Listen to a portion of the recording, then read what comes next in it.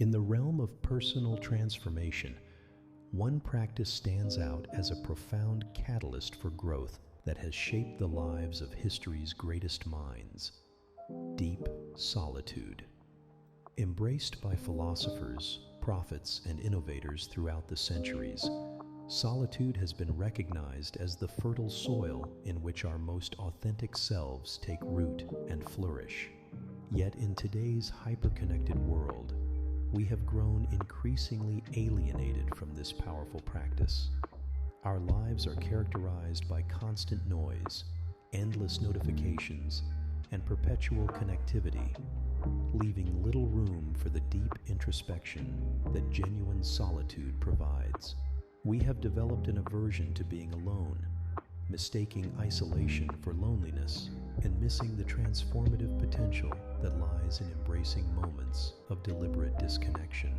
One of the most profound aspects of deep solitude is its ability to cultivate self-awareness and inner clarity. When we remove ourselves from the constant stream of external influences and social validation, we create space for our authentic voice to emerge. In solitude, we encounter ourselves stripped of pretense, facing our true thoughts, desires, and aspirations, without the distorting lens of others' expectations. This encounter, though sometimes uncomfortable, holds immense potential for personal growth and transformation. Deep solitude provides a profound understanding of the relationship between disconnection, internal clarity, and the pursuit of a meaningful life. As the poet Rainer Maria Rilke wrote in Letters to a Young Poet, "The necessary thing is, after all about solitude is, to become one with the universe in the secret play of the child," encapsulating his belief that solitude creates the space for genuine communion with ourselves and the world beyond the limitations of everyday consciousness. In each moment of true solitude, we are confronted with reality without filters. We possess the freedom to observe our authentic responses and shape the contours of our inner landscape. This freedom, however, comes with a profound sense of responsibility. We are accountable for what we discover, and this awareness can evoke both fascination and trepidation. In modern society, the practice of solitude is often characterized by resistance and anxiety.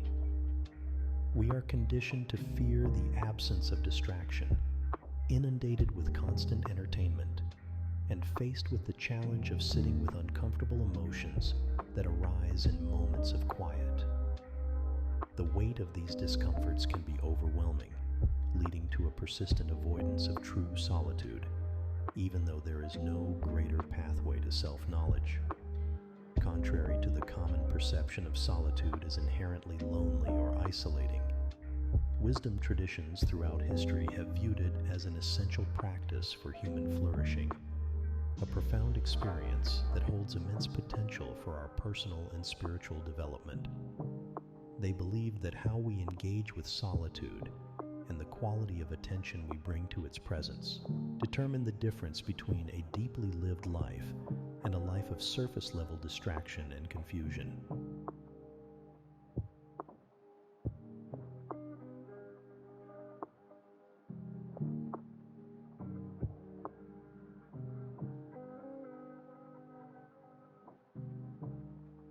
Many traditions introduce the concept of sacred solitude as a means to navigate and transcend the constant noise of existence. They understood that the experience of being alone could be transformed into communion with our deepest nature through the cultivation of contemplative awareness.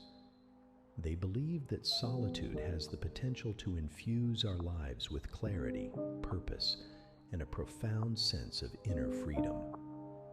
Sacred solitude, according to these traditions, takes various forms, encompassing meditation, retreat, silent reflection, and temporary withdrawal from social engagement. It is through these practices that we can find profound resonance and a sense of grounding in our lives. However, what matters most across traditions is that solitude is approached with intention. For mystic traditions, intention refers to the conscious purpose and awareness we bring to our time alone. It is an approach that resonates deeply with our capacity for presence. Rather than merely avoiding others or escaping uncomfortable situations, these traditions encourage us to explore the richness of solitude and seek out the wisdom that emerges from our own inner depths. The Sufi poet Rumi wrote, "Your task is not to seek for love, but merely to seek and find all the barriers within yourself that you have built against it." These words encapsulate the essence of what solitude offers, highlighting the significance of removing inner obstacles and the existential clarity that emerges from facing ourselves without distraction. In contrast, these traditions emphasized the importance of confronting inner resistance head-on, of mustering the courage to face the initial discomfort and restlessness solitude brings. They understood that growth and self-realization require us to move beyond the confines of our addiction to busyness and take the risk of meeting ourselves. By confronting our resistance to solitude, we reclaim agency over our inner life.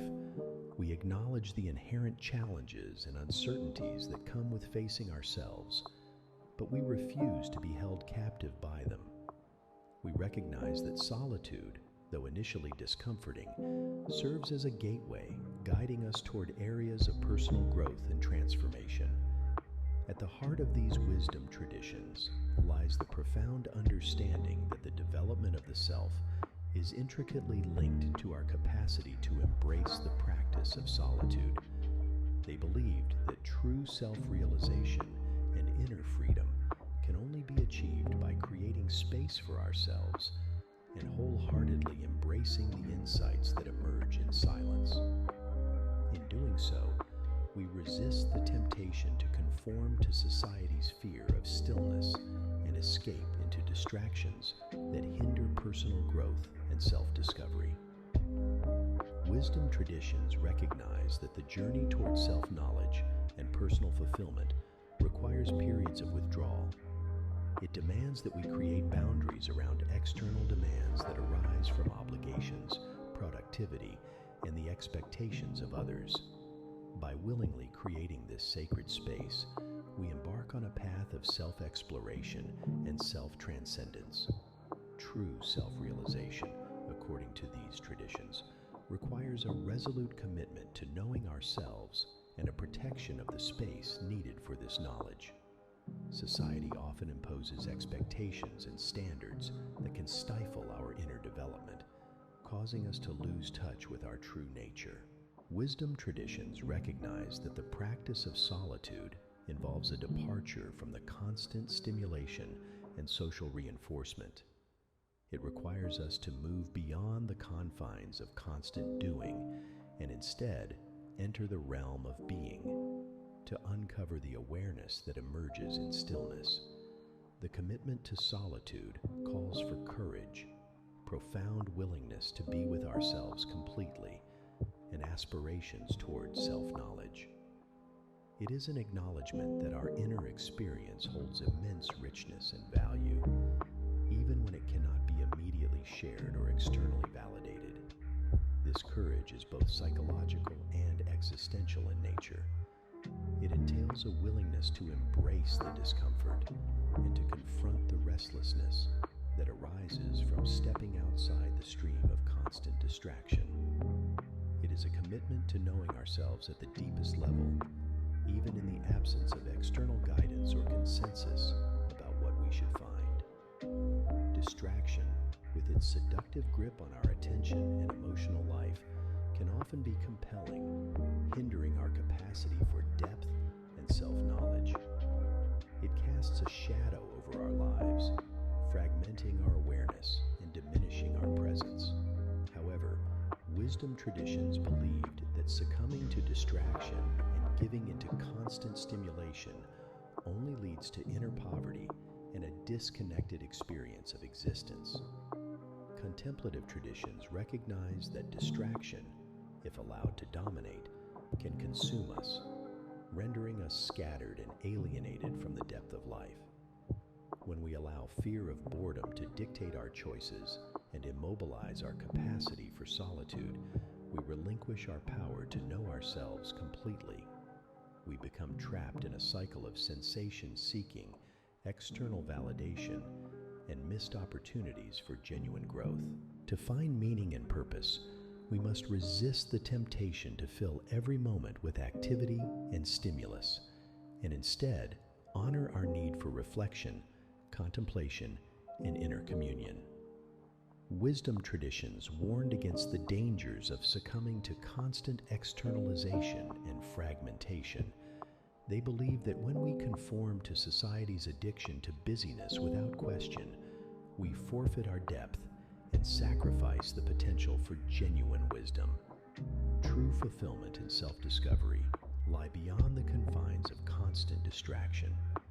They are found by embracing stillness, venturing into the depths, and honoring the richness of our inner landscape.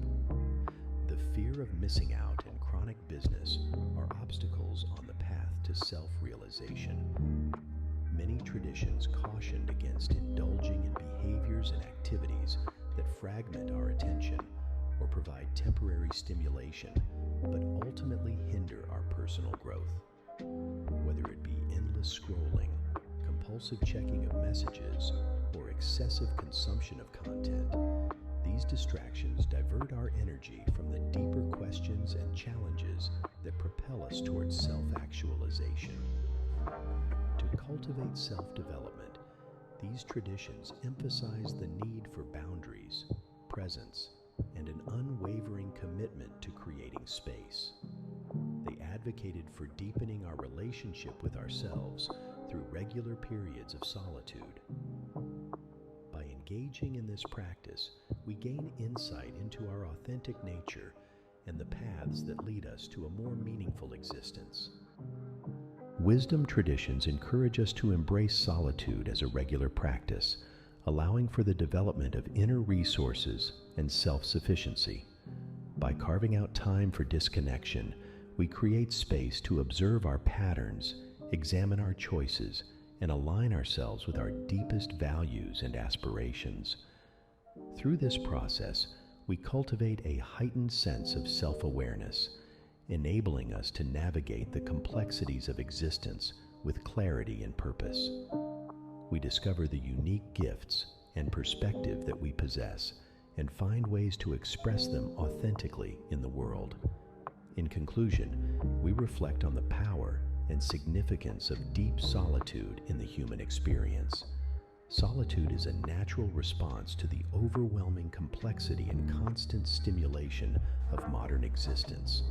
In a world filled with noise and distraction, solitude can become a revolutionary act. However, it can also be a driving force toward wholeness and self-actualization. We must recognize that life will never offer perfect circumstances for disconnection. There will always be more emails to answer, more content to consume, more reasons to stay plugged in. In the face of these constant demands and pressures, wisdom traditions encourage us to create boundaries that protect our capacity for depth and presence. Their framework, rooted in the value of inner cultivation, can be applied to any personal journey toward meaning and authenticity. In a society that often stigmatizes solitude as loneliness or unproductivity, these wisdom traditions remind us that disconnection is an essential aspect of human development. By embracing solitude, learning to navigate its initial discomfort, and discovering the richness that emerges in stillness, we can lead more integrated and authentic lives. In a world that constantly pulls us outward, choosing solitude is not an escape, it's a return. May you find the courage to sit with yourself, to listen without judgment, and to rediscover the quiet wisdom that lives within your own silence. If today's reflection spoke to you, I invite you to explore The Art of Solitude by Stephen Batchelor, a beautifully written guide on how solitude, when embraced embraced intentionally, can become a path of clarity, creativity, and deep inner freedom. Until next time, honor your stillness, protect your space, and remember, it's in the quiet that we become whole again.